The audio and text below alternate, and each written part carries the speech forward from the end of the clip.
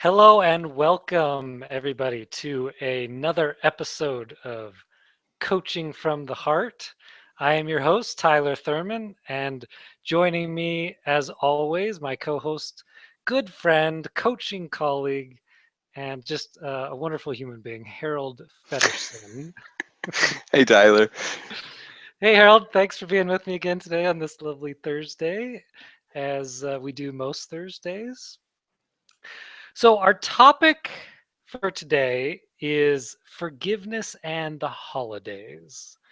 And before we jump into that in any great detail, I just want to give people a way to find both of us. So, Harold and I are both transformative coaches, teachers, spiritual teachers, and coaches, and we work with people um, in the type of fashion and content that we'll be discussing in our show today and in every show that we do. We take people on a journey of self-discovery, essentially. And so if you're interested in working with either one of us in a deeper capacity, you can find me at www.coachtylerthurman.blogspot.com, and it's kind of my online playground. You can find free articles and videos and all sorts of fun stuff there. And Harold, where can everyone find you? They can find me on WordPress. My blog is heartttohand.wordpress.com. And I can also be found on Facebook, The Awakening Heart. Fantastic.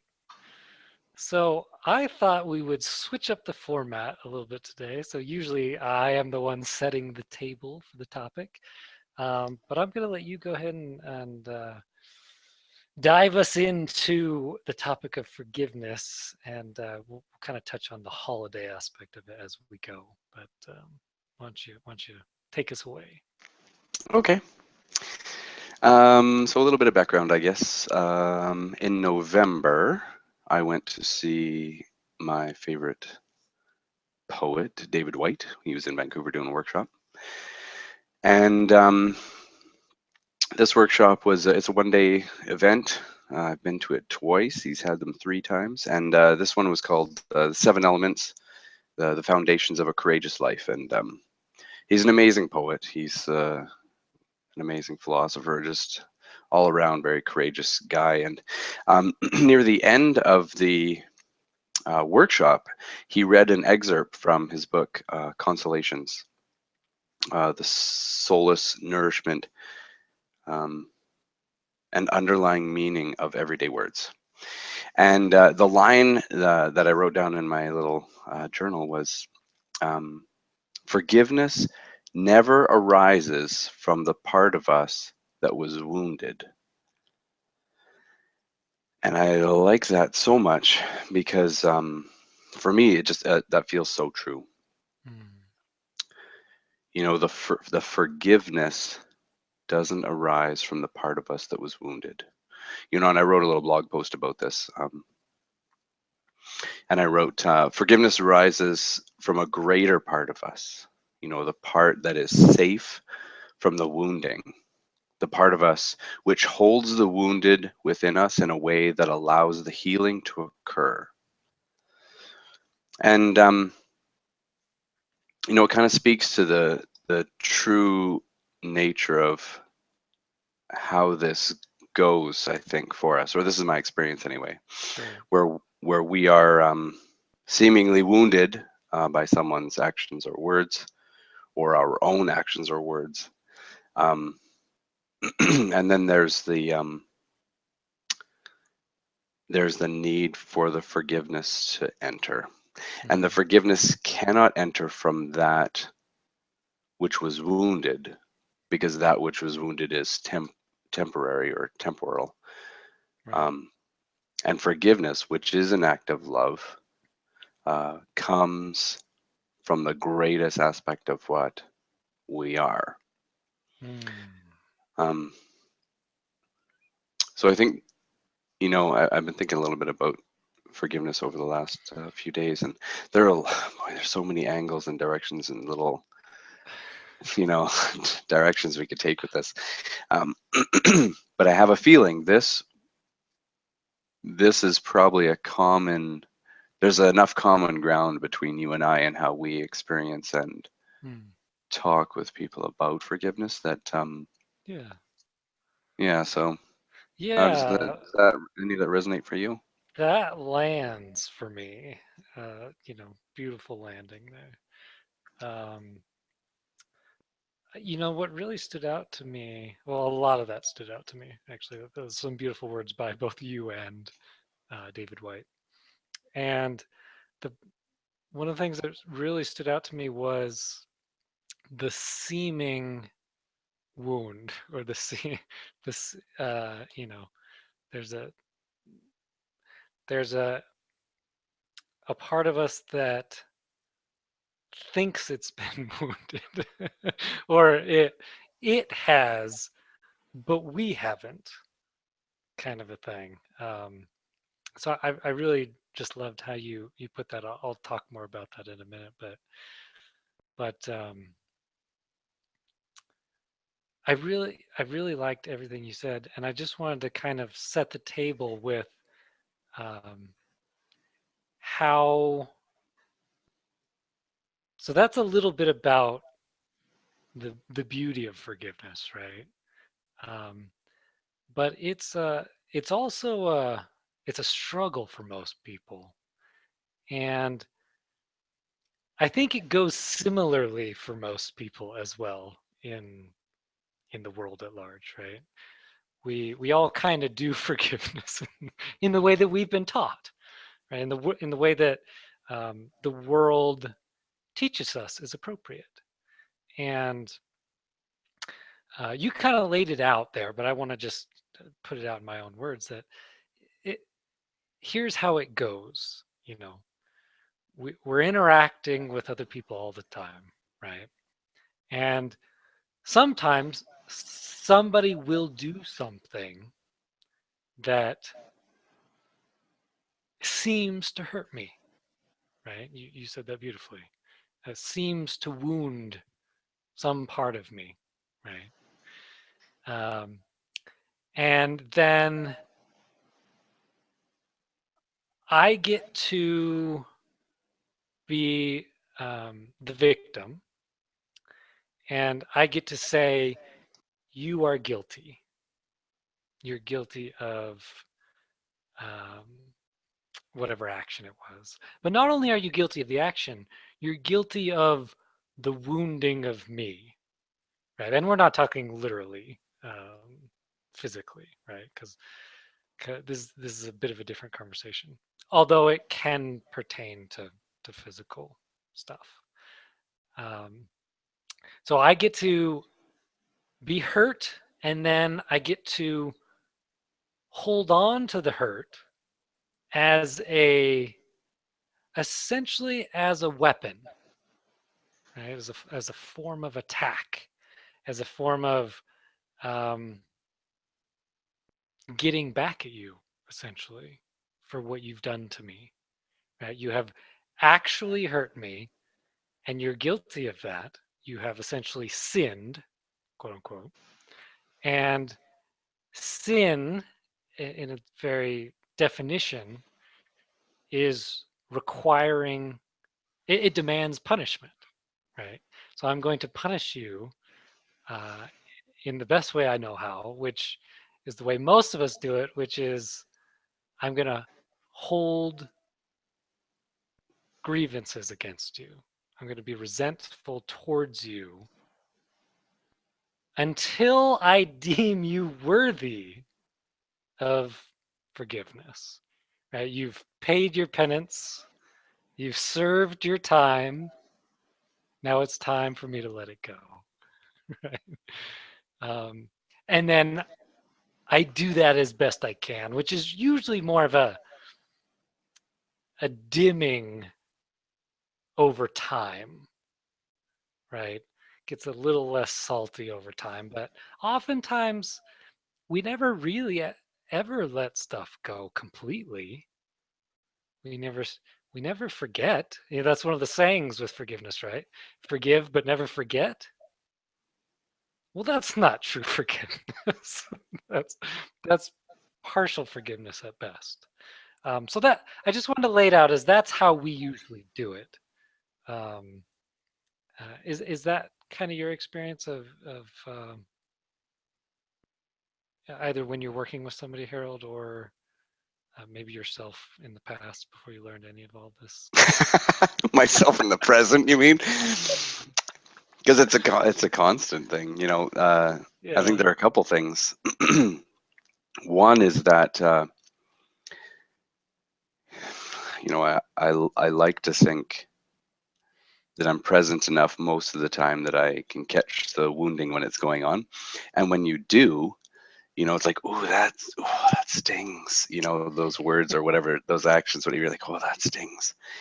And then, you know, just being able to recognize the sting of it or the wound of it at the time shows that you're actually not in the association with that which is being wounded, right? Because that's where all the trouble really comes in. Is the more we associate with that aspect of us that is wounded, Yeah. the more we actually will be wounded and victimized and so forth and so on.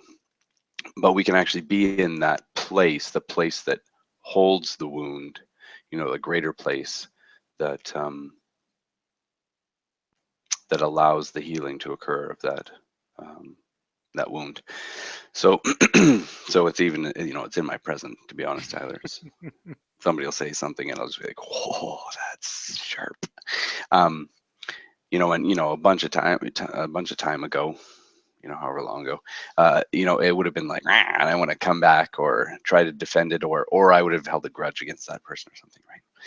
Um, and now it's just a practice, like, oh wow, that stings, and then you know, you just step, you know, into a bigger space, you know, Hmm. breathe into a bigger sense of what you are, and then all of a sudden it's all just kind of contained, you know, in front of you. It's like a bubble. Um, Right. so I think that's part of it. And I think you said something else that caught my thing. What was it? The thing where somebody will do or say something to us, which is the initial thing, but then we will also hold them for wounding us. Right. And I think that's a big area that could be just opened right up. Because you could say to me whatever hurtful thing you could You come up with. bastard. You would probably have to search it on the internet to find something because it's not in you. But if you found something, you know, that's this. What did you call it? Emotional stabbing, Yeah, I laced with think. Yeah, poison. yeah. Laced to the poison. Um, so that would be, you know, that would be the knife, right? Uh, and I can either allow that cut or not is one step of it.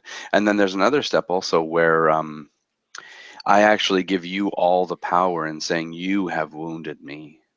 You know, because that's a Mm, really thick, victimy, sticky, victimy kind of way to be, right? Like that person did this to me, yeah. and it may be true in the sense that that person physically did something to you. Um, They did the action. They said the thing. they Yeah. did, yeah, they did the actually said thing. That's a nice way to put it.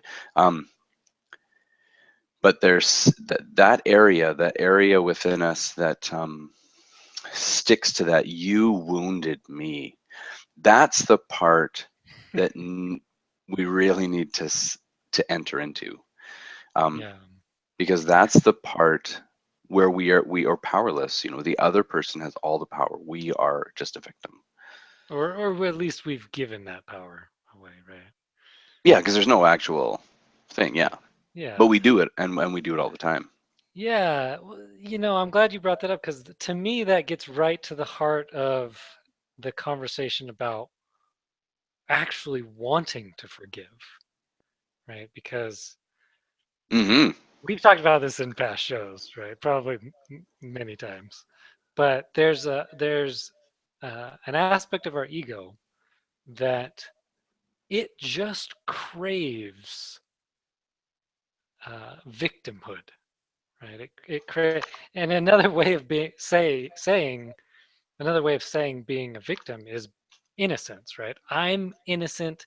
They are guilty, right? They're the guilty part. They did this to me, right? I may be miserable. I may be hurting, but I'm right and they're wrong. Or I'm miserable. I'm hurting, and I didn't have anything to do with it. They did it. They exerted it on me. And so the part of us that loves that is the part of us we're up against when it comes to forgiveness. So we have to first acknowledge part of us doesn't want to forgive, doesn't want anything to do with forgiveness, because then we have to give up essentially that righteous indignation.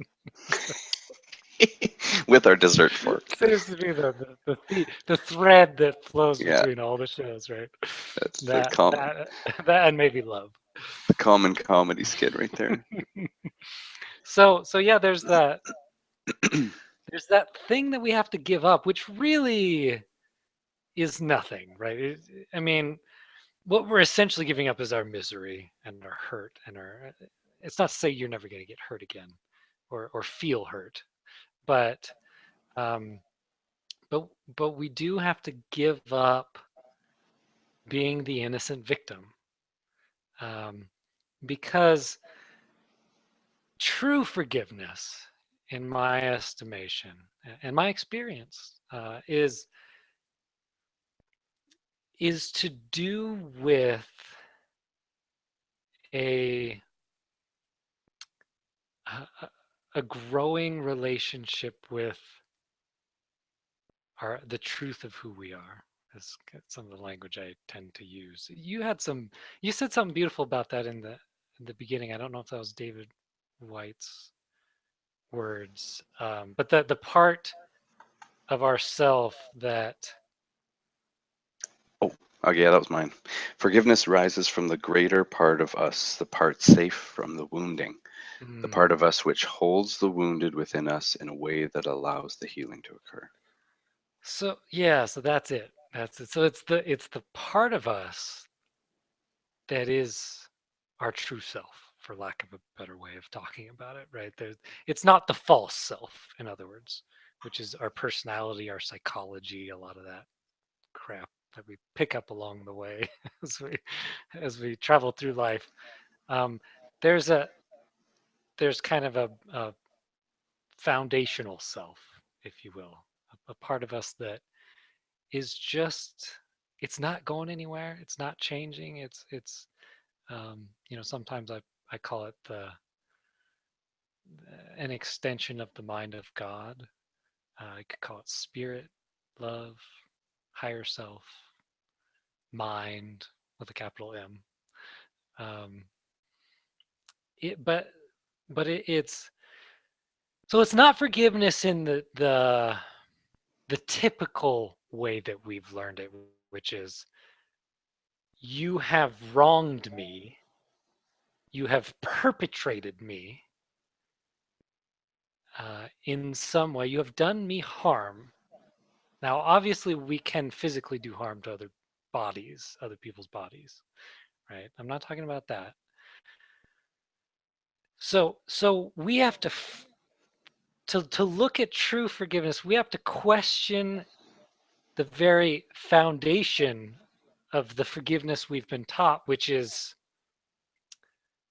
my true self can be assaulted or assailed in any way, shape, or form. Right? Some people even talk like that, like, "Oh, you hurt me down to my very soul." Right? So Harold's smiling.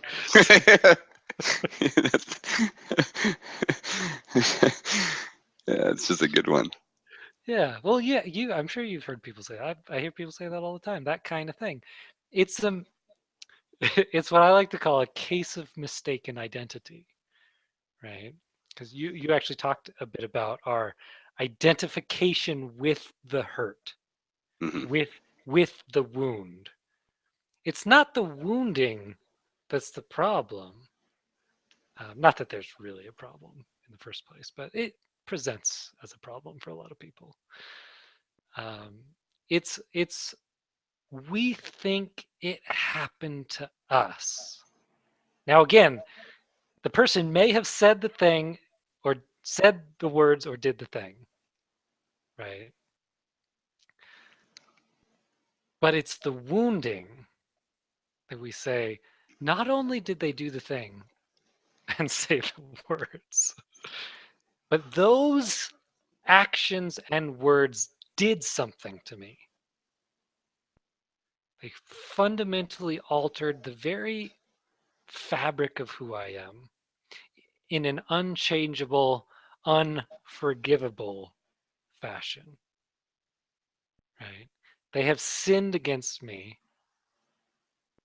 and now they're deserving of my punishment, or just punishment in general, right? Most of us hope that we get to be the ones to dish out the punishment.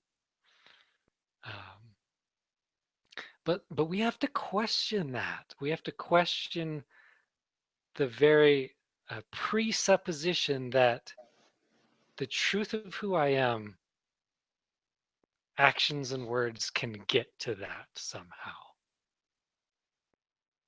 Sure, our bodies can be hurt, injured, wounded, not arguing that. Our psychology, our personality can certainly be wounded, right? And hurt and maybe even damaged, right? That's who we think we are, though. That's who we believe ourselves to be.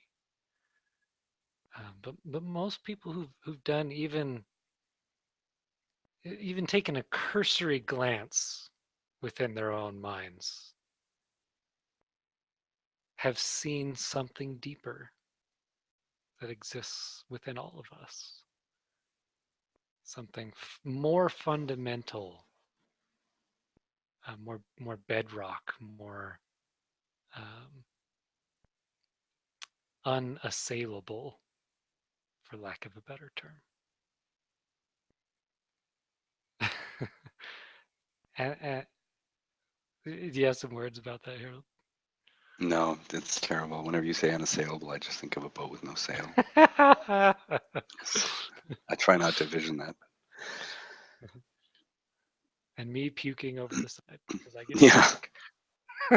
No. But I'm forgiving the sails and the boats and the captain. One of the things that we have to face when we're in the conversation of forgiveness is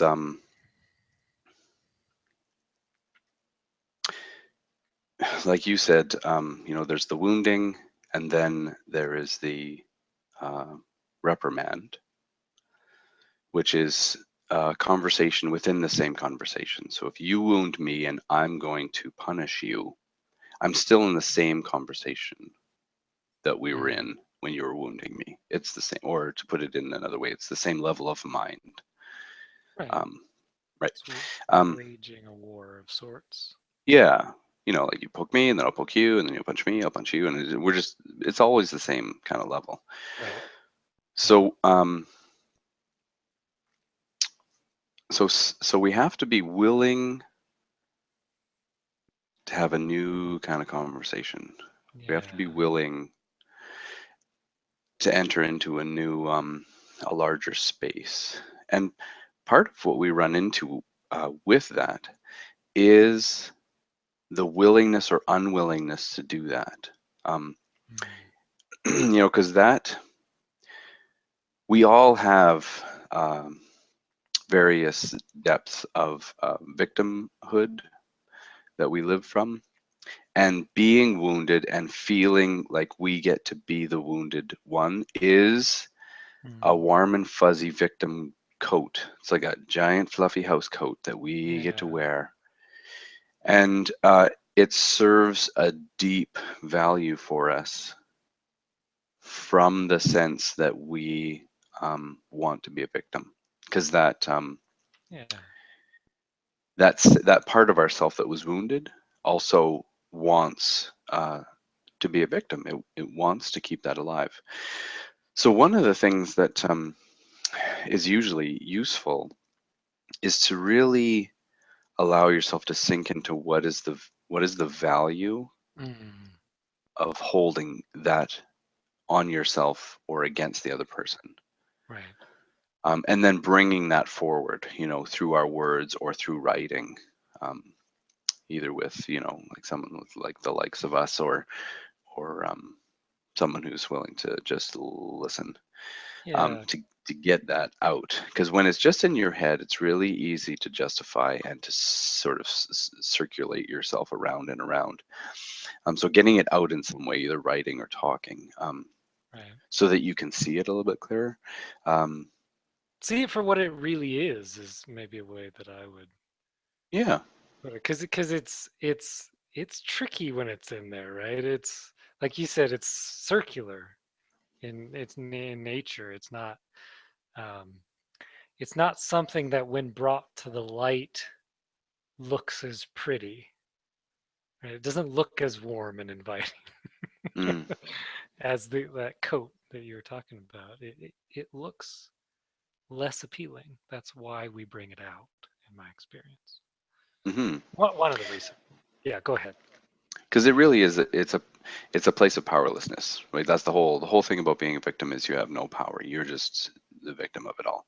Yeah. And as as beings in the world, we are we are the the infinite. We are the all that there is. We are the most powerful thing that there is. I don't mean us as humans. I mean us as expressions of The uh, divine. the divine. Yeah. Um, Yeah. so when we coddle to our victim self, we're actually dismissing a much greater power that we Mm, are. sure. It's like playing. It's like I don't know. It's playing small. It's playing Yeah. tiny. It's being tiny when it's like trying to be a speck of sand when you're the whole beach.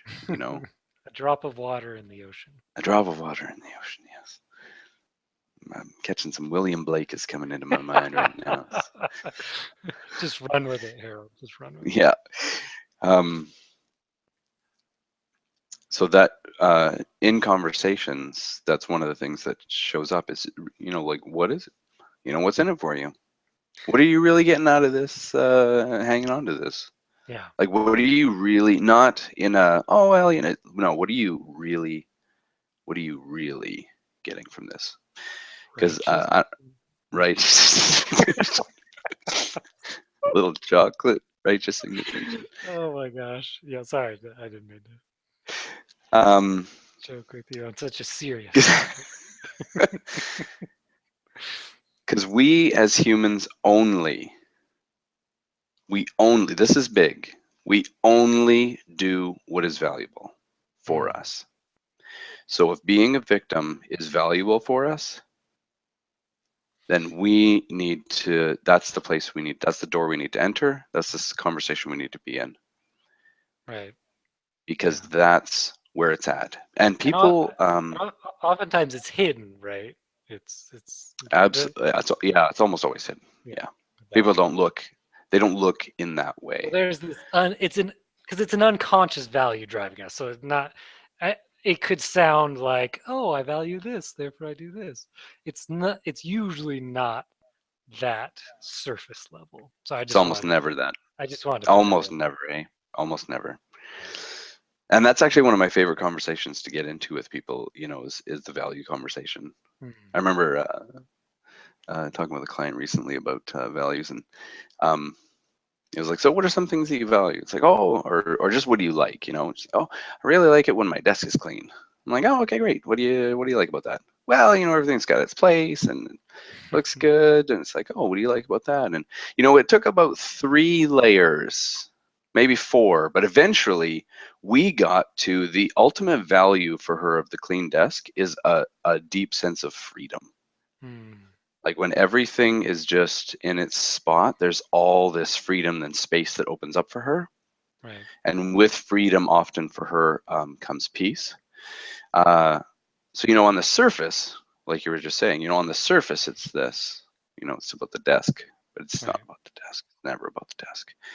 Um, so that's part of it, entering into a spot where you do not want, well, some part of you wants to forgive.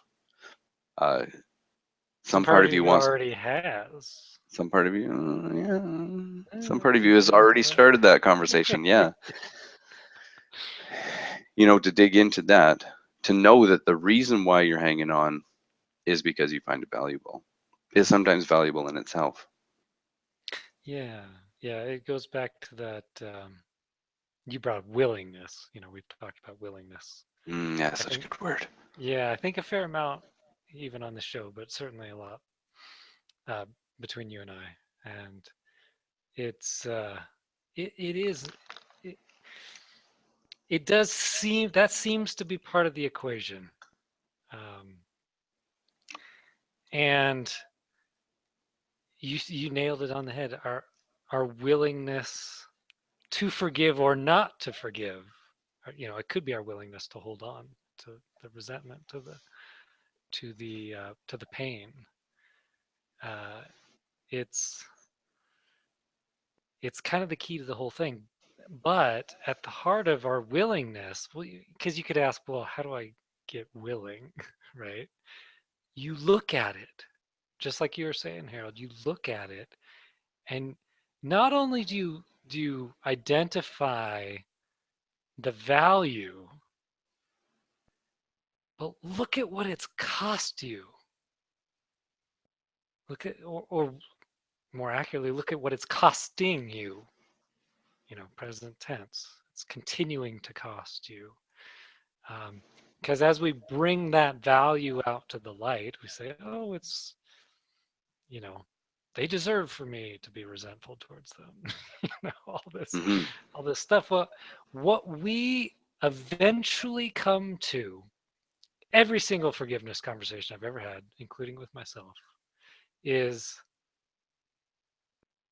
it's costing me my own peace of mind and just love in my heart, Hmm. right?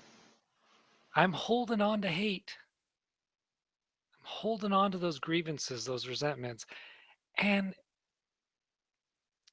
I don't know much about the initial hurt. I think we kind of have to dish that out to ourselves as well. But I know for sure we have to provide the ongoing hurt for ourselves. And it's not a conscious thing, right? It's just it's by holding on to it, we recreate it again and again and again and again. And it sucks. That's a technical psychological term, right? Jungian, I believe. Yep, yep. It may be Freudian roots. I'm not sure, but um, yeah. Go ahead. The other thing that goes with that is, when because that original wounding, let's say, it was a single event. Right. Um, it was at some point in the past, which absolutely does not exist anymore. You actually do, you said it nicely. So you have to recreate the wound in order for it to exist in the present. Mm, You have to recreate it because it's gone. It's 10 years ago, it was 5 years ago, it was 20 years ago, it was 50 years, whatever it was. It was some point in the past. You bring it alive now, and it's costing you the presence of your being, and it's costing you your true connection to the world, and mm, it's costing you um, being in contact with love, as you said, and it's costing the world or that person love as well, because yeah. you're no longer willing to be love in the space of your relationship, Right. whether or not you're actually physically together or not. Sure. Because a lot of this, is if we get into the deeper stuff, it's often, with our siblings or our parents or grandparents. and it's which is often from a long time ago, which yeah, segue. Um, holidays. um, and I think ultimately, this reminds me of David White again. I'm going to read a little bit something for you. I can't let it go. So Fantastic. this is, I don't know if I'm breaking some sort of rules, but this is from his book Constellations. And he says, forgiveness is a heartache and difficult to achieve because strangely, it not only refuses to eliminate the original wound, but actually draws us closer to its source. To approach forgiveness is to close in on the nature of the hurt itself, the only remedy being, as we approach its raw center, to reimagine our relation to it. Hmm. And I think that speaks beautifully to what we're talking about, which is there was the the original wounding, and then there was our initial reaction to it. And if we want to bring forgiveness, we need to create a new relationship with the wound Right. so as to release ourselves from the shackles that we've created. Yeah. Yeah, I really like that. And I think we can go even deeper, I think, in the sense that understanding that original wound for what it really was um, can allow us to let go of it now. Um, and and what it was, as much as nobody's going to want to hear this, but it was a choice, not on any kind of conscious level. We chose on some level, on the level of the ego mind that loves hurt and it loves to be the victim. We chose to be hurt.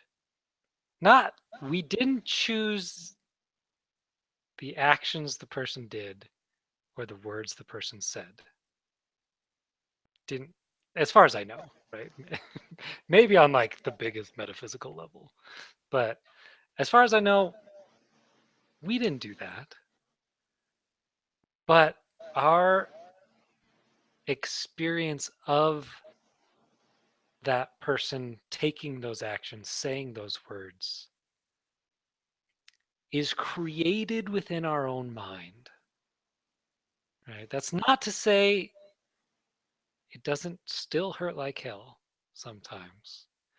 And that's not to say it doesn't feel incredibly real like that, um, for lack of a better way of talking about it, like that emotional knife stabbing, right? It's actually a beautiful analogy in the sense that there's no knife, right? There's no actual emotional, you can't actually stab somebody. You can say, here's the thing, I could say something that I intend to be extremely hurtful, right? I could do that. I generally don't as much as I can avoid it. Um, but on your end, there's a choice to be made, right? And it doesn't present itself as a choice typically, but as our understanding deepens, it can from time to time. And that's, you know, how is this going to land for me? What is this going to mean to me? And that's usually simply a function of my own relationship with my soul, with my spirit, right? That's not to say you're like you suck at life if you feel hurt by what other people say and do. Not saying that at all. I'm just saying there's an opportunity to have a different experience of the same kind of thing that happens over and over and over in our lives, right? People do things that aren't okay with us, and then we feel hurt. We feel betrayed. We feel wounded. Um, and there's an opportunity to have a different experience. um, this brings to mind a story I heard. Uh, it's not a story like it real events, but a metaphor essentially for just the capacity of us human beings to see things in a new light, right? And it's particularly relevant to forgiveness. Um, so, and bear with me, I haven't told this for a while, so it might be a couple of hiccups, but um, so imagine you are laying by the side of a pool. You're in a tropical vacation, or somewhere wherever your heart's desire. You want to go. You want to relax and enjoy yourself. Um, so just imagine yourself there, and you're laying in this just the most comfortable pool chair you've ever been in, and you reach into your bag, you grab a book that you've been dying to read for the last 2 months, and you've been too busy at work to get into it. And you crack it open, and it's everything you thought it was going to be, right? It's amazing. Favorite author, great story. And all of a sudden, as you're laying there, enjoying your book, relaxed, you feel some water splashing on your feet. And you're like, oh, there's kids, playing in the pool. You don't really acknowledge them. You say, they're just having fun, right? I'm on vacation. It's all good. And then all of a sudden, the splashing gets a little bit more, and you're like, yeah, I'm still really enjoying my book, but uh, you know, there's sure a lot of splashing. I wonder if I should ask him to stop. You're like, no, no, no, no. I'm on vacation. I'm just gonna ignore him. And then the splashing gets cranked up to the max, right? Finally, your book gets wet, you get soaked, and you've had it. Right? You're like, I can't believe they did this to me. I'm on vacation. I just want some peace and quiet. And you finally say, okay, I'm going to tell this kid off. And put your book down, stand up, and to your shock, you see the child is drowning.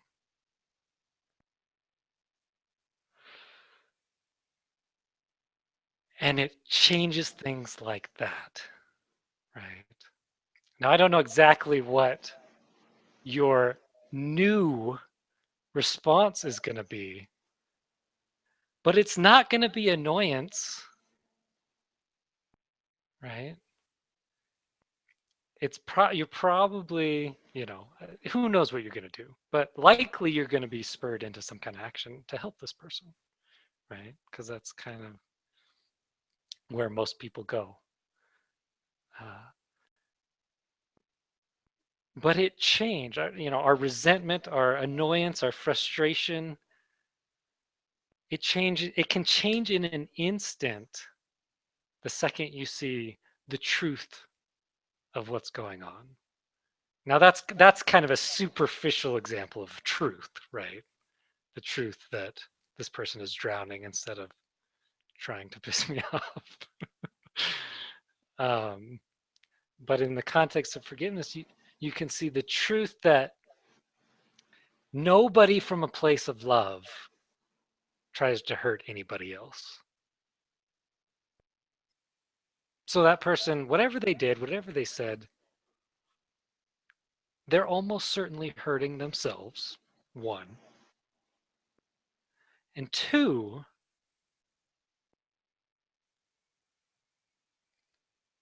best thing I can do for myself and them is love them. Now, I don't know what that will look like action wise. That could take any number of forms. But if you know those things, forgiveness is going to be a heck of a lot easier. Now, it's not, there's still a learning curve, right? And it can be steep sometimes because people can do some pretty awful things in the midst of their own pain.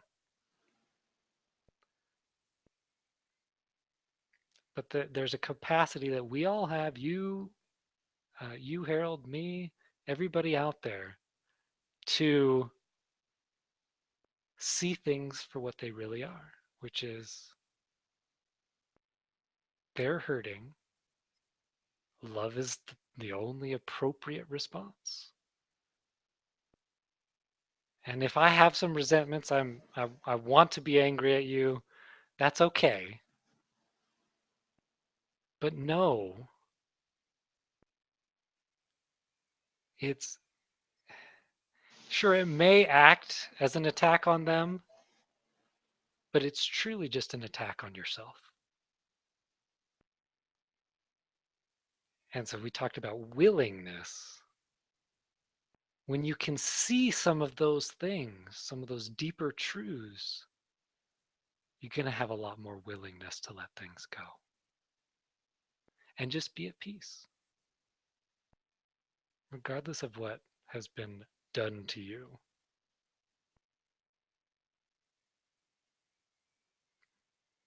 What do you think, Harold? Sorry, I'm stepping off of soapbox, stepping down from pulpit. That was good. That was a good story. It almost leads me, well, it could lead us into an entire conversation on context, Sure, sure, which sure. is maybe that'll be another show because Another day, perhaps. that's a whole thing. But yeah, story is such a neat way to offer us a way to quickly see things, parables and such. Yeah, and I want to be. I also want to just clarify that that's not to say the other person isn't gonna have some malcontent, malintent in mind, right? It could be a kid trying to piss you off in the pool, right? It's that's you know that's why I said that the truth part of it is a little superficial. Hmm.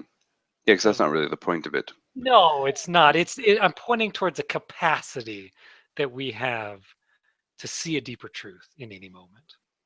It's like one of those things that's such a basic thing is, we're not responsible for other people's, what other people are bringing.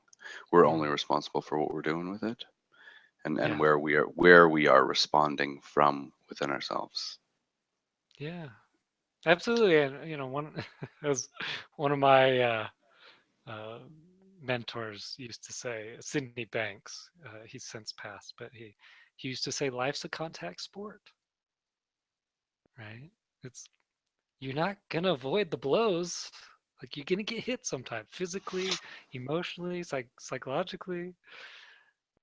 It's what we do with it, and it's not that there's some technique, judo technique where I say "whapa" and I, dodged it and turned it around on itself and spun it back at you. It's how we respond fundamentally comes from our deeper understanding of who we are. It flows from that. So there's no technique involved in this. It's just a willingness to look. And what you see is going to make all the difference in the world. But you have to look. You have to be willing to look and then look. and then everything flows from there. Hmm. Yeah, I think that's why I like I like to frame it in that way. How whatever they're bringing, because we often say, how are you going to react or how are you going to respond? But I don't even like that because Yeah, responding already, we are inside of the same conversation. It's the same yeah, thing. because we're responding to that thing that has been done to us. Exactly. And so that's why I like to phrase it as, who do you want to be? Where do you want to come from within yourself? Mm, Because then the conversation is much bigger. It's already there are options. sure. How do you want to respond? It's such a limited. We're already in a limited conversation. We're actually in the same conversation, just the reverse side of it. But Yeah, where within yourself do you want to come from? Because you don't even have to. That's the other thing, is it? Because we often think we have to. You may be called to respond, or you may just be called right. to be silent. Yeah, the form doesn't matter, right? Hmm. It's either coming from love or it's coming from resentment and fear and frustration. But I love that simplicity that you put to it. And in fact, I would take it one step further and I would just ask the question, who am I? Am I this weak, miserable victim of a personality that gets hurt by everything everybody says to me about me, even what people think about me? Or am I more than that? Is there more to me than that? I guarantee you there is, even if you're not aware of it. But but yet you know, we have to start. I love what you put. We have to start with a bigger conversation, uh, a higher altitude view, Hmm. if you will. Especially as we enter the holidays, Yeah. one of the fascinating things about holidays for most people is the resurrection of familial patterns of behavior. Mm, And you get into that. They did this, I react in this way. They did this, I respond in this way. right. So that question, who, where do where from within myself do I want to come in this? It creates the possibility for something completely new, some Mm, completely new way of being with your family or whatever your holiday makeup looks like. yeah. Yeah. And I just want to tell people be gentle with yourselves as you explore this. Right? Like I said, there's a learning curve. You know, you're, if you've not really been that familiar with the kind of forgiveness that we're talking about, don't expect to be able to forgive somebody as they're nailing your hands to a cross, right? On the first day. That's day two of forgiveness lessons. Now that's an advanced course, right? But we all have that capacity within us to say, they know not what they do. In fact, they don't do anything. To me, there's a quote from A Course in Miracles, which could very easily be retitled A Course in Forgiveness. But all, 1,200, 1,600 some pages. Um, essentially a course in forgiveness, right? There's a line that says, I forgive my brothers and sisters for what they have not done, right? In what that means is they did the thing, they said the words, but nothing meaningful happened because nothing meaningful changed about the truth and the peace and the love of who I am. That can't be taken from us. It can be covered over. It can be obscured by us and our choice for something else. but it's always there waiting for us to turn back towards it and embrace it.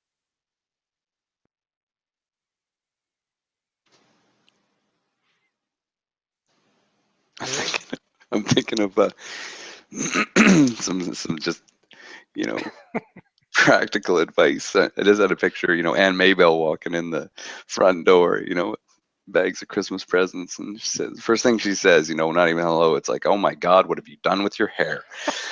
You know, and it's like that's that moment, right? When you Yeah, just close your eyes, take a breath, and enter into the largest space that you can. yeah, you know, yeah. And let me put it in context for folks, just as a way of thinking about it, right? Because we've all had people say that kind of thing to us or people we love, uh, probably during the holidays, right? Um, and it's it's literally laughable to think that comments, actions of other people, especially like that, right? But literally anything has the power to take the peace and the love of God from us. Um, it's our birthright. It's our um, it's our divine right. Uh, the only choice we have is, do I want to create the illusion of them taking this from me, taking my peace of mind from me, taking this innate love and well-being from me, or do I not want to do that? It's not in when you see it like that, and it's possible to see it like that. It's not a hard choice to make, right? The peace and the love of the universe, uh, misery, resentment, upset, frustration, stress. The choice is yours. Now, it's not always, it's at first, it's not going to seem quite that simple, and that's okay. But know that it is actually like that on some level, and you'll get there. But be gentle with yourselves as you explore it, because it's actually there is a more practical, not more practical, but maybe more grounded statement that can't remember where I first heard it, but may have been Wayne Dyer actually back when I listened to a lot of Hay House Radio. But somebody said, uh, "Why would you ever get upset at somebody for doing what you know they're gonna do? That's insane. You know that's what they do, right? Why is upset the way to be?"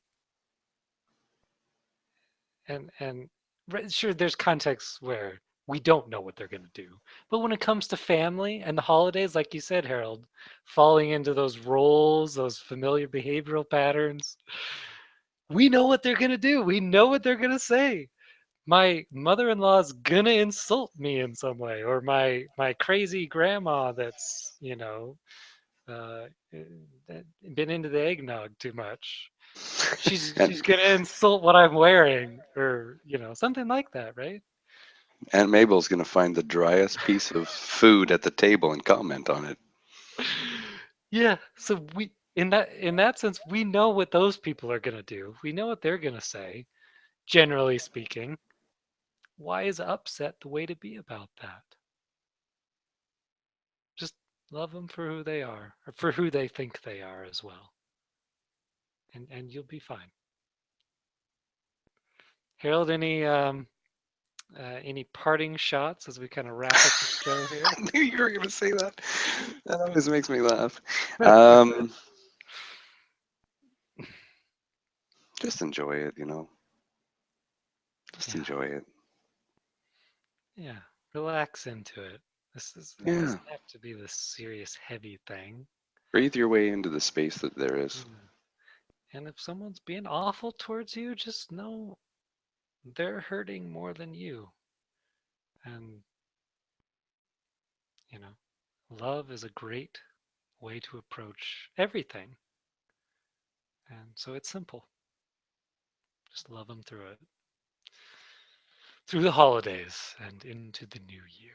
So, so thank you for joining us for another episode of Coaching from the Heart. It's been a pleasure as always.